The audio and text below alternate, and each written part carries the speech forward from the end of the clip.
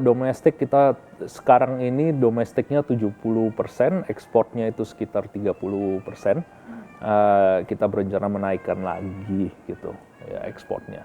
Kalau mungkin di dalam pipeline-nya untuk dinaikkan ke berapa persen nih kalau untuk ekspor? Ya maybe 40 atau 50 kayak gitu.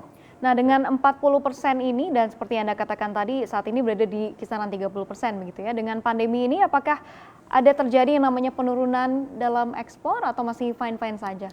Oke, gini. Sorry, mungkin saya koreksi sedikit tadi. Kita sebetulnya pabrik kita di sini itu fokusnya kita itu marketnya lokal gitu. Jadi yang tadi saya ngomong kita mau naikin 40% itu soalnya lokalnya tentu agak menurun sedikit. Jadi kita mau menaikkan ekspornya lah gitu karena ada kapasitas lebih. Tapi di mana ada ini sama sebetulnya kayak waktu tahun 98 kita ada krisis ekonomi, itu ekspor kita itu mencapai 60%, lokalnya cuma 40%, tapi short term doang. Setelah itu waktu kita pada masa jayanya paling tingginya Indonesia itu penjualan kita itu 2015, itu ekspornya kita cuma 20% gitu. Jadi prioritas kita tentu lokal market duluan gitu. Jadi lokal marketnya kita itu sangat besar gitu. Jadi sementara ini berkurang sedikit, saya lempar ke ekspor, terus nanti kalau recover lagi tentu kita gampang kita switch yang dari luar punya balik ke Indonesia punya gitu. Jadi prioritas kita pokoknya marketnya Indonesia ya. Berarti ini salah satu survival strateginya Betul, juga begitu ya untuk menaikkan ekspor. Tapi kalau kita lihat begitu ya di tengah pandemi ini banyak sekali tantangannya.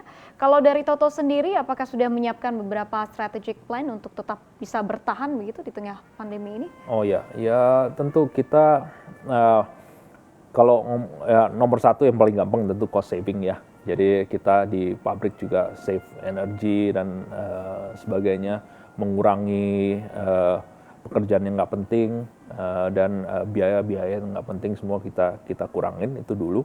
Tapi di samping itu tentu kita adakan efisiensi produksi. Jadi kalau mesin yang nganggur kita ambil chance ini untuk direnovasi, untuk di upgrade, repair, dan pokoknya jangan wasted lah kesempatan. Biarpun kita lagi menurun, ya kita harus do something apa saja yang bisa dilakukan yang membantu perusahaan gitu.